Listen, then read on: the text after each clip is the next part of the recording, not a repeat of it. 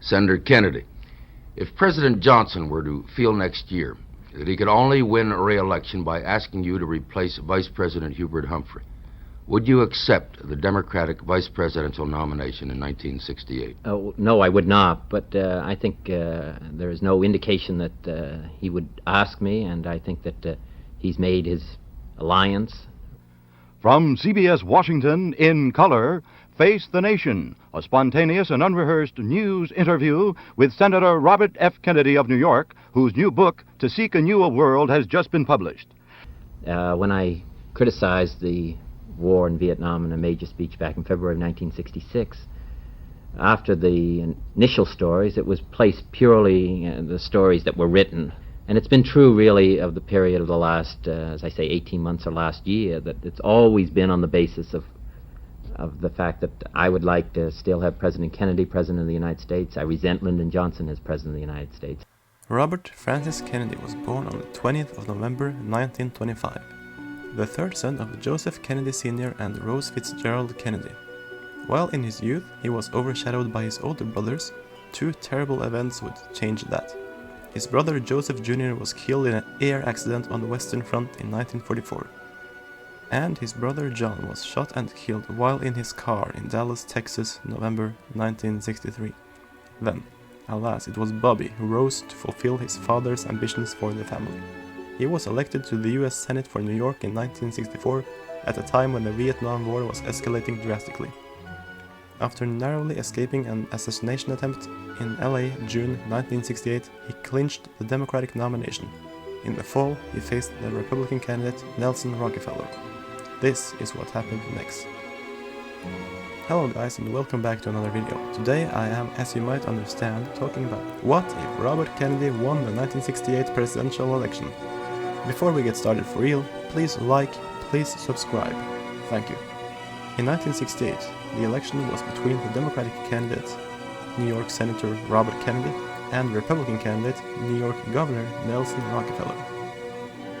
It was an election affected heavily by the Vietnam War and the third-party candidacy of George Wallace.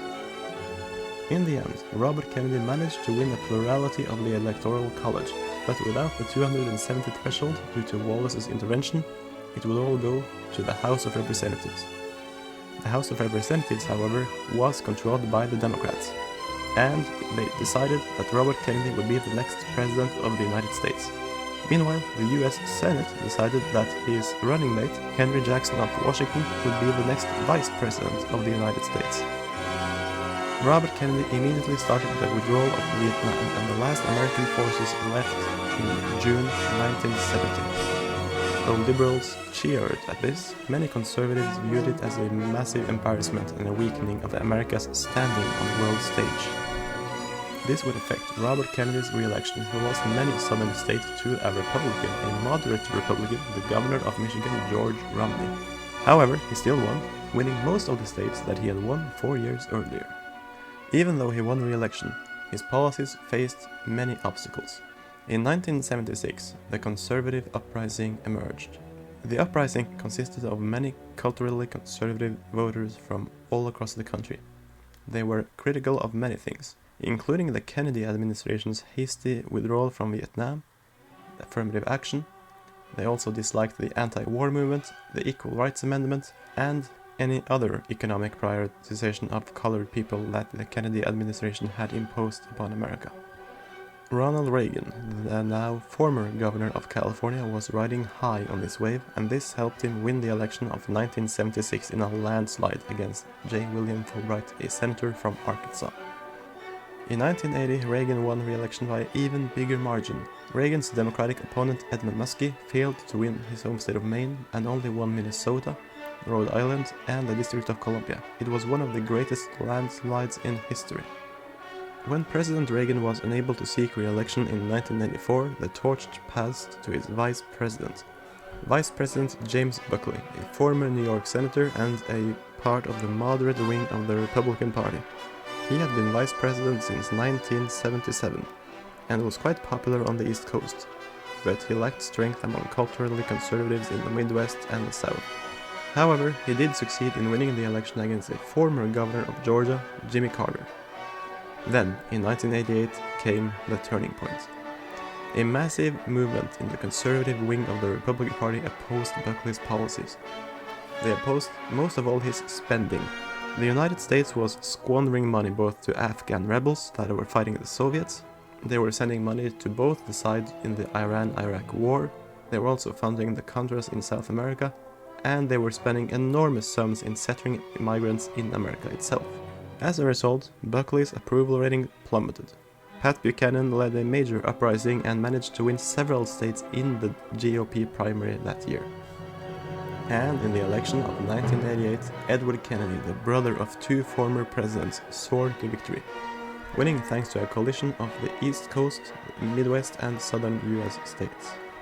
And in 1992, Edward Kennedy won re-election quite handily against the senator from Kansas, Bob Dole. Even though he failed to win all of the South that he had won last time, he clearly made up for this by winning several more states on the East Coast, as well as the major state of California out west. Then, in 1996 came the last drop. Pat Buchanan, the now former governor of Virginia, was a well-known critic of the Kennedy administration's policies. He was critical of the outsourcing of American jobs, Kennedy's interventionism against right-leaning governments abroad, and his excessive spending. The American public had reached a boiling point when he, in 1996, was nominated to face the liberal Illinois Senator Paul Simon. Apart from winning his home state of Virginia and the rest of the traditional GOP coalition, Pat Buchanan won several states in the Midwest, and he clinched all of the South, leaving Simon with only the East Coast, the West Coast, and a few other holdouts.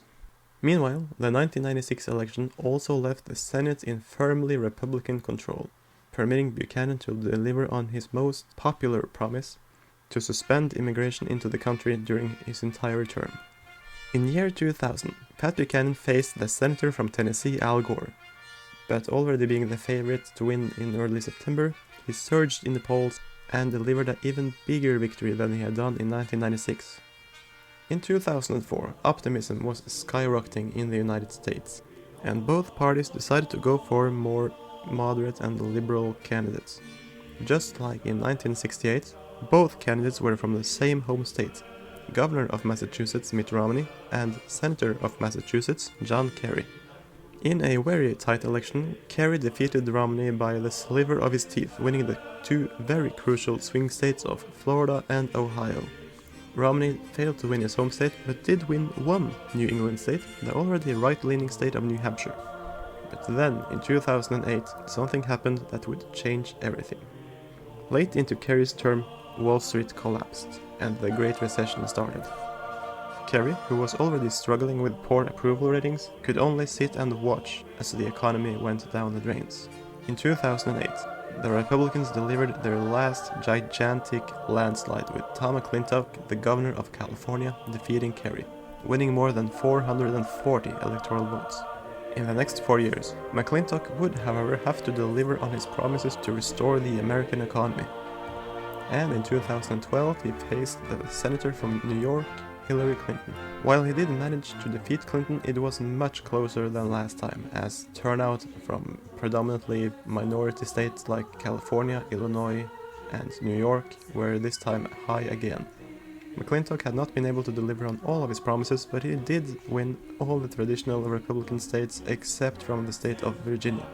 In 2016, everything was quite boring, and both parties went all in on nominating their best comedians. The Democrats found Joe Biden, and the Republicans found Rick Perry. However, as Rick Perry continued to forget what was actually his plans, Joe Biden surged to victory. Winning most of the traditionally Democratic coalition, he also won some Republican states like Colorado, Florida, and Virginia. And in 2020, Biden was strong again, winning even more states in his re-election, this time against the former governor of New Jersey, Chris Christie. And here is the state of the Senate in Biden's second term. As you see, it is firmly in Republican control as they won it in 2018, and here is the US House even more firmly in Republican control. But who knows what the future holds? The only thing we can say for sure is that Biden is not going to run for re-election. After all, he is old and term limited. But is this really how the world would be if Robert Kennedy won the 1968 presidential election? Probably not. Thank you for watching. please like, please subscribe, and I'll see you next time.